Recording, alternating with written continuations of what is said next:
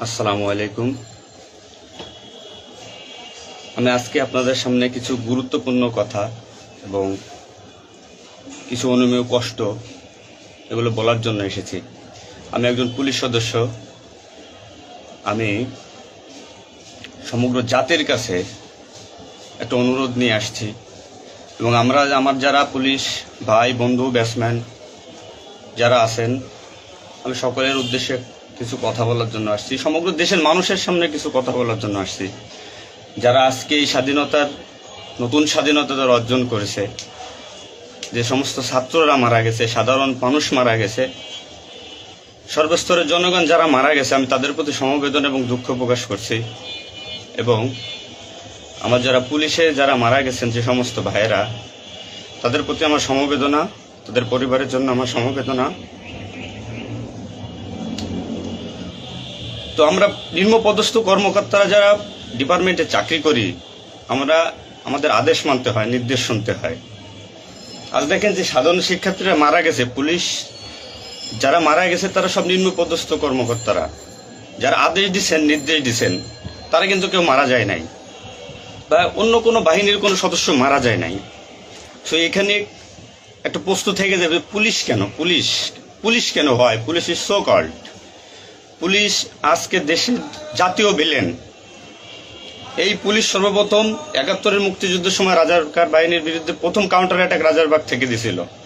আর সে গৌরবময় ইতিহাস উজ্জ্বল পুলিশের আর জাতীয় ভিলেনে পরিণত করেছে কিছু স্বার্থান্বেষী মহল। আমাদের পুলিশের কিছু স্বার্থবাদী পুলিশ কর্মকর্তারা যারা বড় বড় চেয়ারে বসে, বড় বড় জায়গায় বসে আমাদেরকে ব্যবহার করে তাদের স্বার্থ উদ্ধার করছে। আজ এতগুলো মানুষ মারা গেছে। আমি একজন পুলিশ, এর বাইরে আমি একজন ছাত্র ছিলাম। পড়ালেখা শেষ করে আমি চাকরিতে ঢুকছি। এটা আমার অপরাধ না।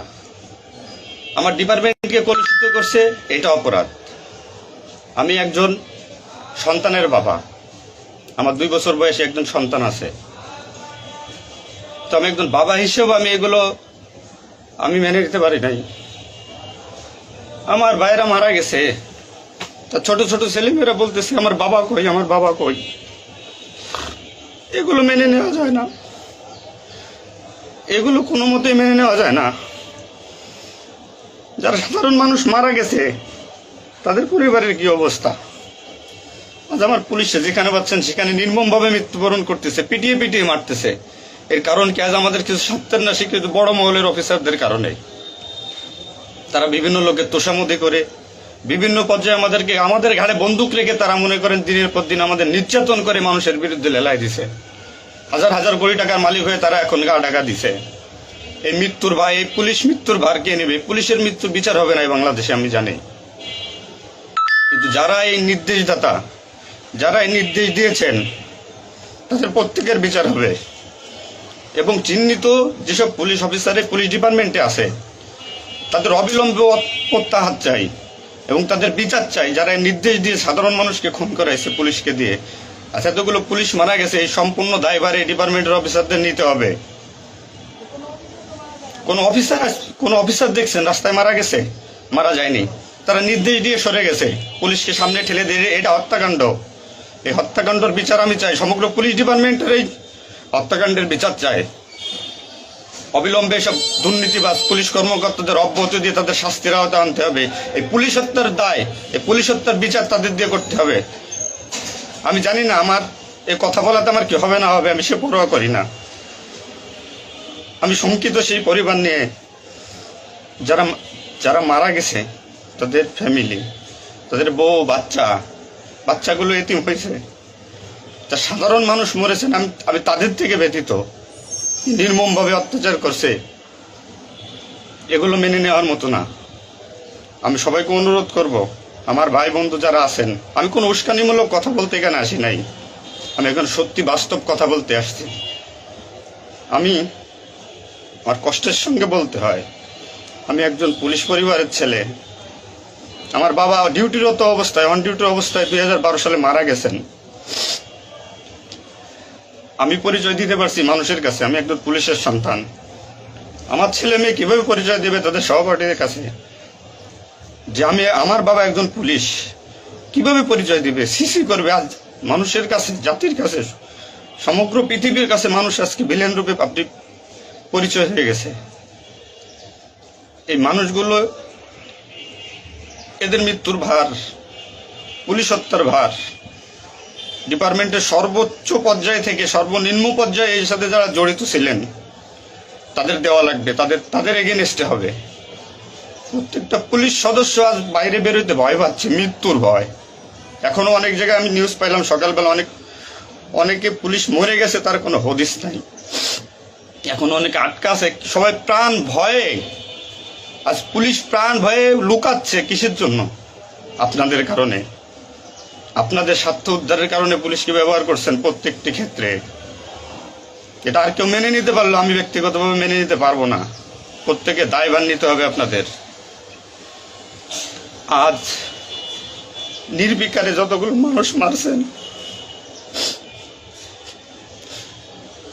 আজ এই মৃত্যুর সামিলে আমি থাকতে পারতাম। চিহ্নিত করে করে বিচার হবে আপনাদের। পুলিশ কর্মকর্তারা যারা আছেন এর সাথে জড়িত সবার বিচার হবে, বিচার করতে হবে।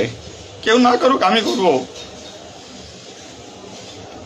আপনারা পুলিশের গৌরবময় ইতিহাস ঐতিহ্যকে ধারণ করে নিজেদের স্বার্থ উদ্ধারের কারণে আজ পুলিশ বাহিনীকে মৃত্যুর মুখে ঠেলে দিচ্ছেন। তাদের কথা একবার চিন্তা করেননি। আপনি নির্দেশ দিচ্ছেন, নয়তো এই পুলিশ, এই সাধারণ পুলিশ, আমরা যারা আছি, আমরা কখনো এদের গায়ে বুলেট চালাইতাম না, কখনোই আমরা গুলি ছড়তাম নাই আমাদের ভাইদের উপরে। ডিপার্টমেন্টের ম্যাক্সিমাম 80% পুলিশ এখন পড়াশোনার সাথে জড়িত।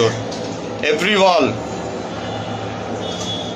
সবাই পড়াশোনার সাথে জড়িত, সবাই ছাত্র। আপনারা আপনাদের ব্যক্তিগত রক্ষার কারণে কই, আপনারা এখন কোথায় আছেন? আপনারা একজন বড় বড় অফিসাররা কোথায় আছেন? বেরোয় আসেন, নামেন পুলিশের সামনে, পুলিশকে সিকিউরিটি দেন, দেশের মানুষকে সিকিউরিটি দেন। আপনাদের হাতে পুলিশ বাহিনী ক্ষতিগ্রস্ত, বিপর্যস্ত, বৈষম্য সৃষ্টি করছেন আপনারা। আপনারা প্রতিটা ক্ষেত্রে পুলিশের সাথে পুলিশের বৈষম্য সৃষ্টি করে দিয়ে গেছেন। যে যার মন গড়া কথা দিয়ে এটাই আইন, এটাই নিয়ম, এটাই শিখাইছেন পুলিশ ডিপার্টমেন্টকে। এগুলো হবে না। আপনারা যেখানে যান না কেন পালাইয়ে, যেখান থেকে পলায় যান, এই পুলিশ আপনাকে খুঁজে বের করবে। এই মৃত্যুর দায়ভার আপনার নিতে হবে। সত্য কথা বলাতে অনেক পুলিশের চাকরি খেয়ে নিয়েছেন আপনারা। আপনারা সুযোগ পেয়ে স্বার্থের কারণে অনেক পুলিশকে বলে পুলিশ ডিপার্টমেন্ট থেকে বিতাড়িত করছেন। তাদেরকেও পুলিশ ডিপার্টমেন্টের প্রয়োজন। আপনাদের স্বার্থের শিকার তারা, আপনাদের স্বার্থের বলি তারা। অনেক পুলিশ ভাইরা, সাধারণ পুলিশ ভাইরা যাদের চাকরি থেকে বিচ্যুত করছেন, অবিলম্বে তাদেরকে চাকরিতে আনবেন আপনারা। এটা আমার অনুরোধ। আজ দেশে কি মুহূর্তে, মানে পুলিশকে কোন সিচুয়েশনে ঠেলে দিয়ে গেছেন। নিশ্চিত মৃত্যু, পুলিশ মানুষ নির্মমভাবে পিটাই পিটাই মারতেছে। এর দায়ভার আপনাদের নিতে হবে। প্রত্যেক পুলিশ পরিবারের যে আক্রোশ, যে কষ্ট, এগুলো দায়ভার আপনাদের নিতে হবে। সাধারণ মানুষ আপনাদের ক্ষমা করবে না। আপনারা সবাই চিহ্নিত, আপনারা সবাই এই বাংলাদেশের দুর্নীতিবাজ পুলিশ অফিসারদের আপনারা সবাই চিনেন, আপনারা সবাই তাদের চিনেন। এদের বিচার আপনাদের করতে হবে। এই বিচার চাই আমরা, সাধারণ জনগণের হত্যার বিচার চাই, পুলিশ হত্যার বিচার চাই। পুলিশ হত্যার বিচার না হওয়া পর্যন্ত আমি ডিউটিতে যাব না, আমি আমার কর্মস্থলে যাব না। অনেক পুলিশ সদস্য এখন পর্যন্ত নিখোঁজ। আমার সহপাঠী ভাইরা মারা গেছে, আমার পরিচিত ভাইরা মারা গেছে। তাদের সন্তান হাউমাউ করে চিল্লাইতেছে, আমার বাবা কই? এর জবাব কে দেবে? জবাব দেওয়া লাগবে। এতগুলো মায়ের কোল ফাঁকা করছেন, পুলিশ জীবন হারাইছে, গর্ভবতী মহিলা পুলিশকে পর্যন্ত মারে ফেলছে।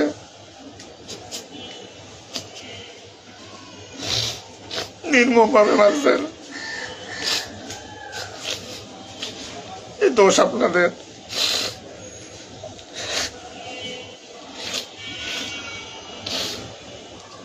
চাকরির ভয় নাই, চাকরি যায় যাক, ভিক্ষা করে খাবো, নির্যাতনার মানবো না। কি করছেন পুলিশ ডিপার্টমেন্টের জন্য আপনারা?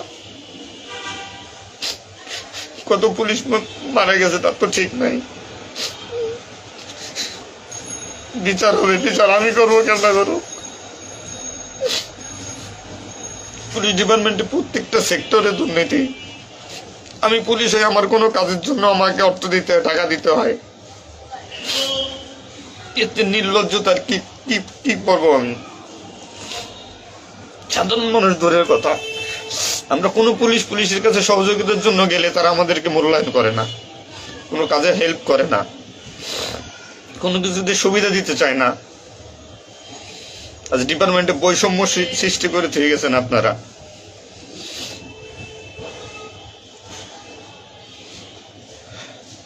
এত কিছুর দরকার হয় কেন আপনাদের? আজ আপনারা কেউ মারা যাননি, সবাই নির্দেশ দিয়ে যার যার মতো সুযোগ মতো পালাইছেন, সুযোগ মতো চুপচাপ করে বসে আছেন। পুলিশ ডিপার্টমেন্টের অনেকে আছে যারা এর সাথে জড়িত না, সরাসরি গুলি করতে চায় নাই, বাধ্য করছেন, নির্মম মৃত্যুর দিকে ঠেলে দিয়েছেন এদেরকে। কোনো কিছুই মনে করেন আপনারা। তো নতুন দিনের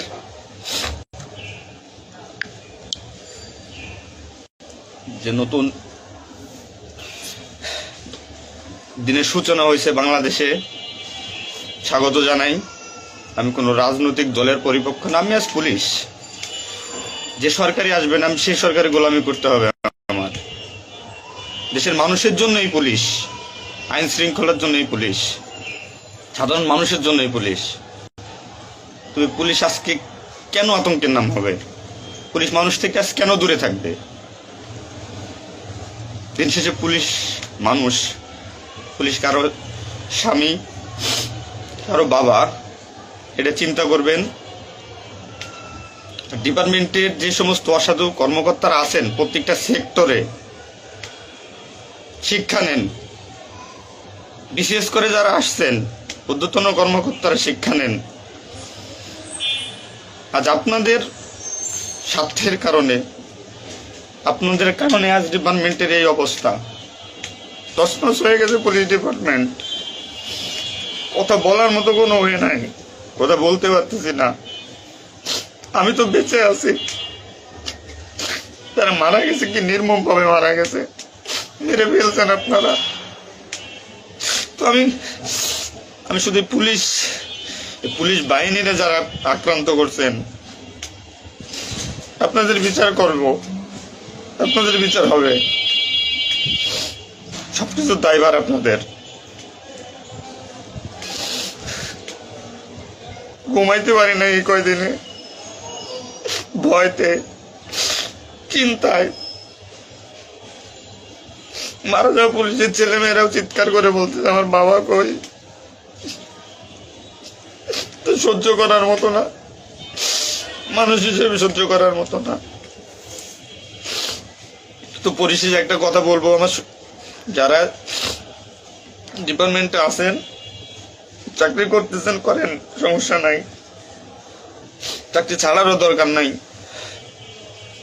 শুধু বিবেকের কাছে একটু প্রশ্ন করেন যে এরা কিভাবে আমাদের ব্যবহার করছে ডিপার্টমেন্টে। যে সরকারি আসুক, আপনাদের কাছে অনুরোধ, যে আসুক ভাই, দেশে সরকার নাই আসুক, পুলিশ থাকুক আর না থাকুক তাতে কিচ্ছু আসা যায় না। তো আমার একটা দাবি, একজন পুলিশ হিসেবে, একজন পুলিশের সন্তান হিসেবে, ডিপার্টমেন্টের ঐতিহ্য যারা নষ্ট করছেন, এই পুলিশের সুনাম যারা নষ্ট করছেন, এদের বিচার চাই আমি, 100% বিচার চাই। পুলিশকে যারা মুখোমুখি করে যে সন্ত্রাসী বানাইছেন, নির্বিকারে পুলিশ মারাইছেন, এই নির্দেশদাতাদের বিচার চাই আমি।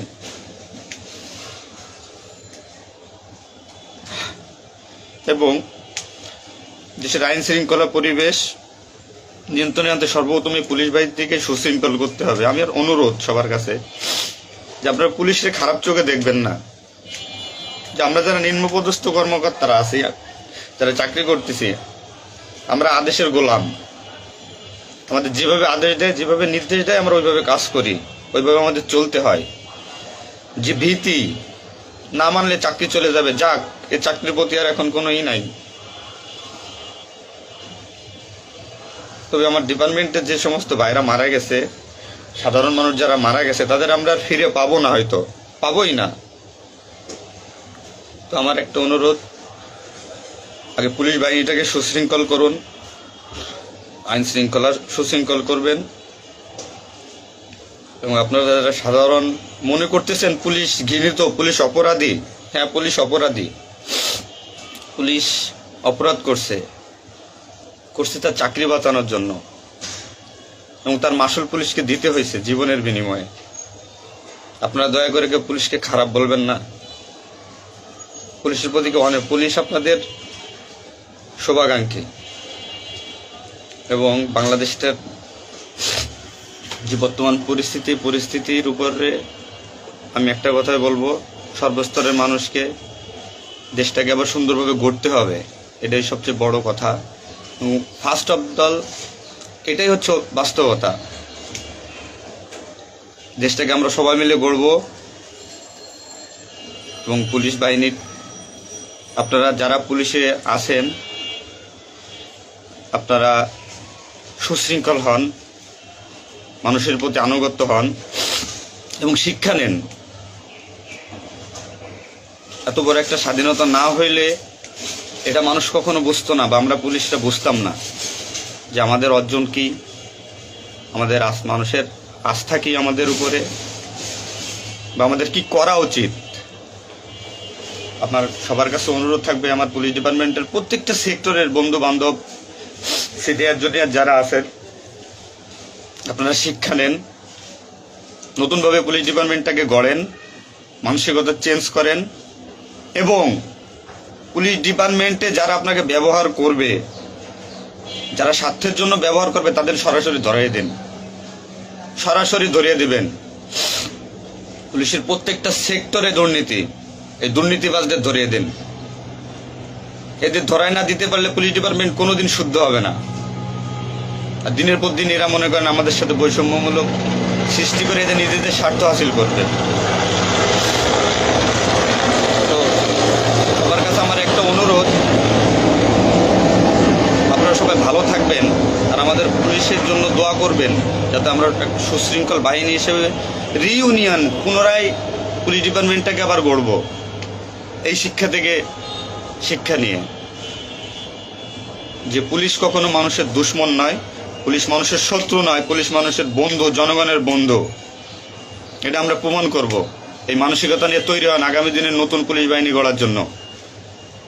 সবাই সবার নিজের প্রতি খেয়াল রাখবেন, ফ্যামিলির প্রতি খেয়াল রাখবেন, আমার জন্য দোয়া করবেন। আসসালামু আলাইকুম।